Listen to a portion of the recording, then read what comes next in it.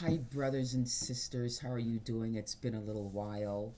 I'm Michelle, and I'm going to do my best to do justice in reading these 101 proofs for the existence of God written by Jim Stevens, a dear brother of ours.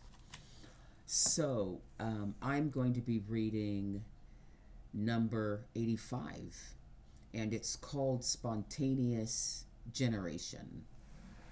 It's funny that I remember learning about spontaneous generation way back in grade school or middle school because I don't remember much else from those days. But I remember the teacher saying that people used to believe that if you put an old shirt outside with some seeds in it, that in a few weeks you would spontaneously create mice out of the shirt and seeds. How foolish they were. I was laughing inside that we are so much smarter these days.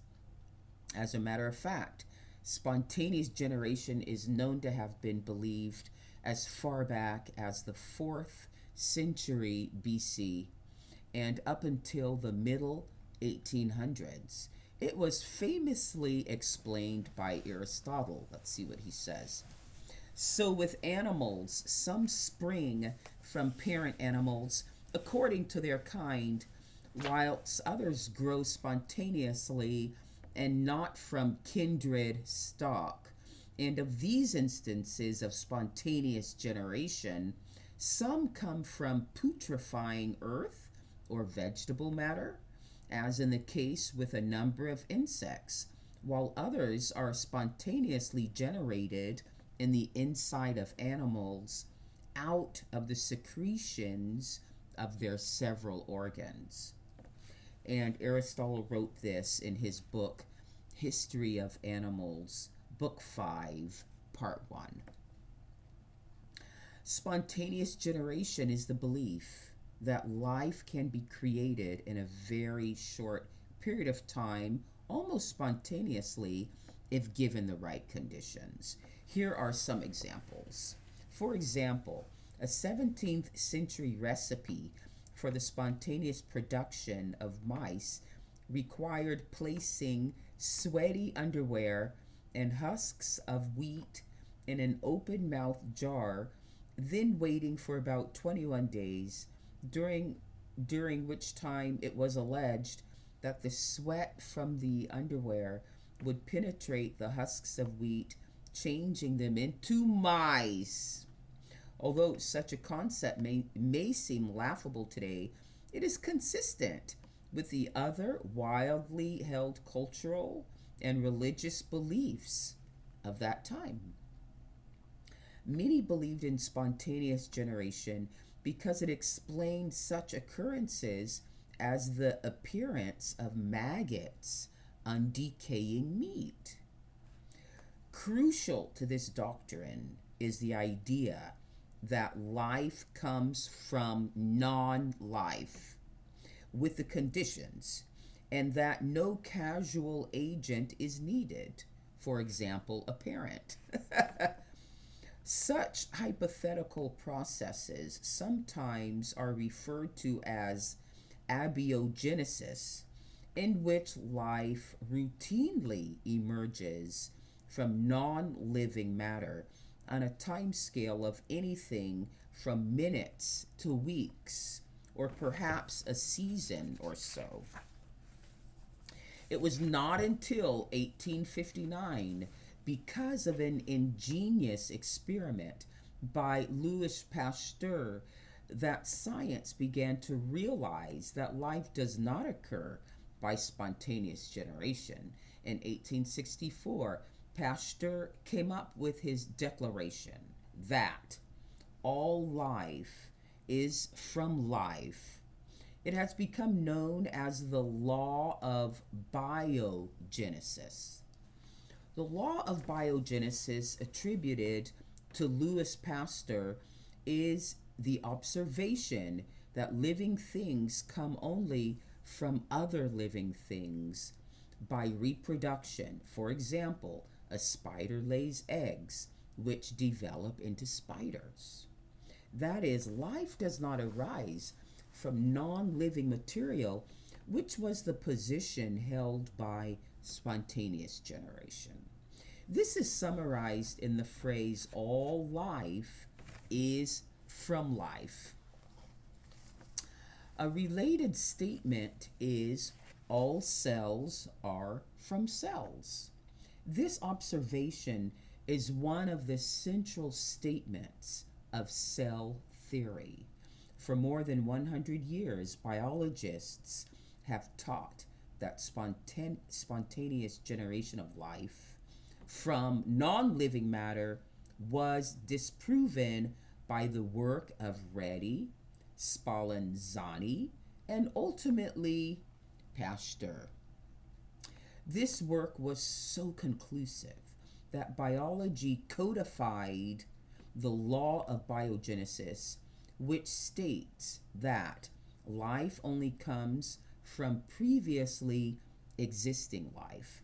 Although this doesn't prove absolutely that life couldn't ever have generated itself from non-living matter, because it is impossible to prove a universal negative.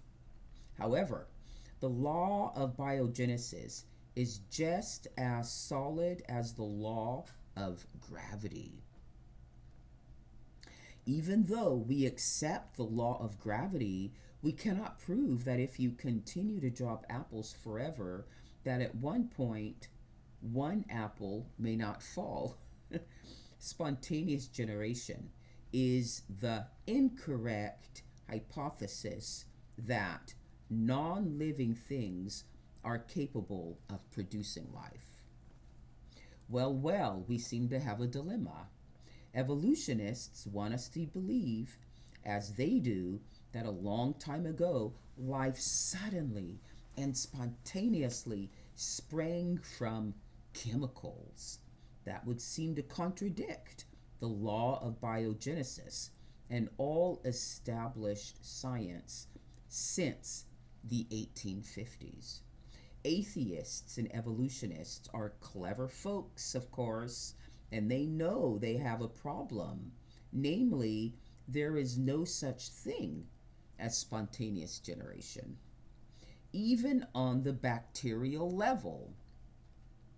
So what do they conclude when all scientific evidence is against them? They conclude there really was spontaneous generation a long time ago, and Pasteur didn't really disprove it. Besides that, Darwin wasn't really talking about the origin of life. Others have taken care of that argument, or not, sort of.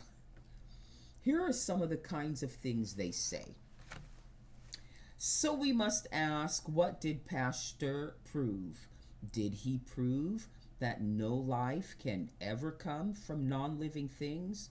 No, he didn't. And this is because you cannot disprove something like that experimentally, only theoretically.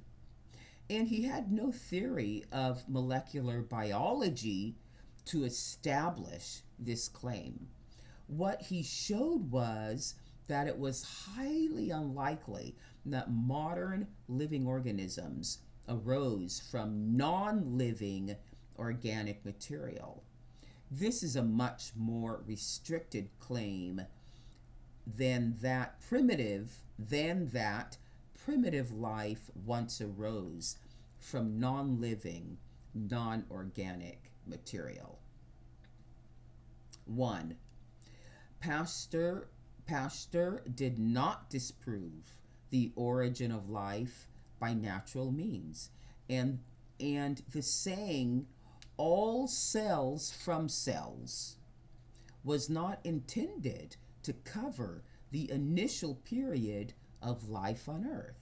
Darwin did not propose a theory of the origin of life in the beginning.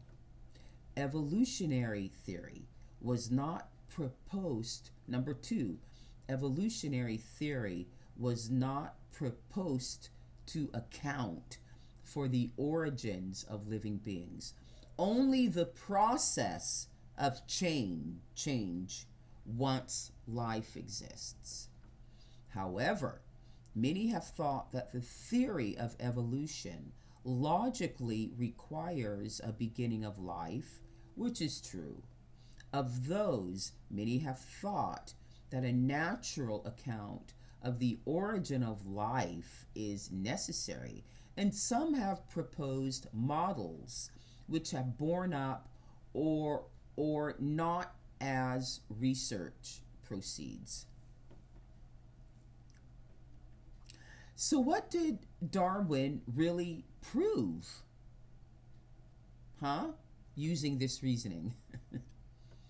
Did rocks come alive? The theory of evolution does not require a beginning of life, and it does not provide an explanation. Also, in fact, no scientific experiment has ever shown that one species can evolve into a different one. Scientists agree there is no spontaneous generation. All life is from life. I say so too, Jim says. Evolutionists won't say it, however. My goodness. But God is alive, and God generated life. It didn't happen accidentally from chemicals or non-living matter. So there must be God, Jim says. Yeah. Okay. Well, thank you so much for this. You have a few hard heads. We can all be hard-headed sometimes. But we have to continue learning and having an open heart and mind. Okay, everyone, thank you so much. Have a good day, and I'll see you another time.